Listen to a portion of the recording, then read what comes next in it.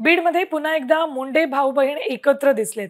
न्यायालयाच्या कोनशिला समारंभासाठी मंत्री पंकजा मुंडे आणि आमदार धनंजय मुंडे एकत्र उपस्थित होते। धनंजय मुंडे प्रकृती अस्वास्थ्यामुळे गेल्या काही दिवसांपासून सार्वजनिक कार्यक्रमात सहभागी झाले नव्हते, मात्र आता ते पुन्हा एकदा सक्रिय झाल्याचं दिसतंय।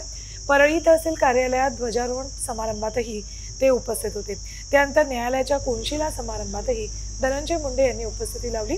यावेळी पंकजा मुंडेंसोबत त्यांनी संवाद साधला।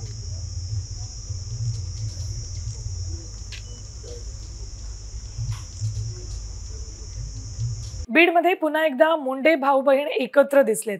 न्यायालयाच्या कोनशिला समारंभासाठी मंत्री पंकजा मुंडे आणि आमदार धनंजय मुंडे एकत्र उपस्थित होते। धनंजय मुंडे प्रकृती अस्वास्थ्यामुळे गेल्या काही दिवसांपासून सार्वजनिक कार्यक्रमात सहभागी झाले नव्हते, मात्र आता ते पुन्हा एकदा सक्रिय झाल्याचं दिसतंय। परळी तहसील कार्यालयात ध्वजारोहण समारंभातही ते उपस्थित होते। त्यानंतर न्यायालयाच्या कोनशिला समारंभातही धनंजय मुंडे यांनी उपस्थिती लावली। यावेळी पंकजा मुंडेंसोबत त्यांनी संवाद साधला।